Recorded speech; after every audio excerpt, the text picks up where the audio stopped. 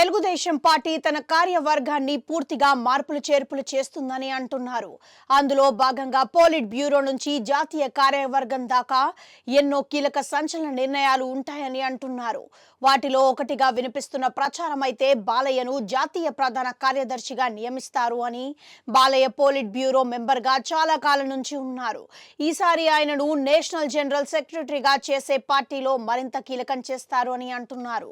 బాలయ్య సినీ glamour బాగా పెరిగిన నేపథ్యంలో ఆయన సేవలను రెండు తెలుగు రాష్ట్రాలలో ఉపయోగించుకోవాలన్న ఉద్దేశంతోనే ఈ నిర్ణయం అని అంటున్నారు. ఇక తన తండ్రి ఎన్టీఆర్ స్థాపించిన టీడీపీలో బాలయ్య తాను ఈ రోజు దాకా ముఖ్య పాత్రని పోషిస్తూ వస్తున్నారు. ఆయన 1984 నుంచి ఎన్నికల ప్రచారంలో తూచా తప్పకుండా పాల్గొంటూ వస్తున్నారు. అంతేకాదు పార్టీకి విధేయుడుగా ఉంటున్నారు. పదవుల విషయంలోనూ ఆయన ఏ రోజు కోరినది లేదు అని అంటున్నారు. ఆయన తనకు అప్పగించిన బాధ్యతలను పూర్తి స్థాయిలో నెరవేరుస్తూ వస్తున్నారు అని గుర్తు చేస్తున్నారు. ఈ క్రమంలో బాలయ్యకు పార్టీలో బరువైన బాధ్యతలు అప్పగించడం ద్వారా రాయలసీమ రీజియన్ లో టీడీపీని మరింతగా పటిష్టం చేయాలని భావిస్తున్నారని అంటున్నారు. అలాగే తెలంగాణలో కూడా టీడీపీ గట్టిపడాలని చూస్తోంది.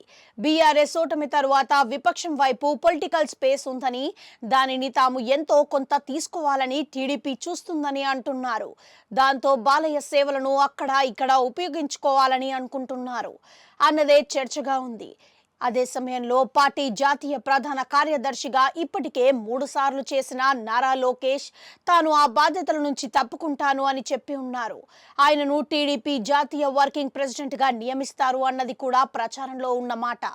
మొత్తానికి ఈ ఏడాది మహానాడుని ఘనంగా నిర్వహించడానికి టీడీపీ ఇప్పటి నుంచే సంయుక్తమవుతోంది. దాంతో మహానాడులో పార్టీలో కీలక మార్పుల గురించి ప్రకటించే అవకాశాలు మెండుగా ఉన్నాయని అంటున్నారు.